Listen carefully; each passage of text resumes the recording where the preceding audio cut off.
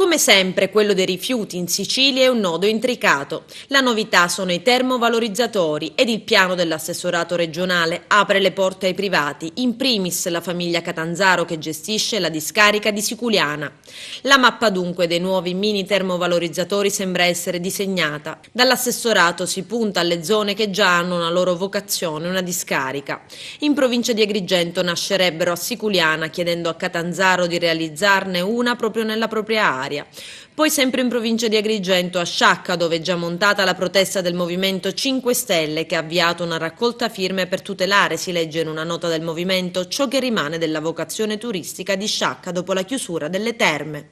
Ma in Sicilia i termovalorizzatori dovranno essere da 5 a 7, dall'assessorato si punta a Lentini in provincia di Siracusa, Bellolampo e Castellana Sicula in provincia di Palermo e Campobello di Mazzara a Trapani. L'obiettivo è comunque di smaltire in questo modo solo una parte dei rifiuti, arrivare entro il 2020 al 65% di raccolta differenziata.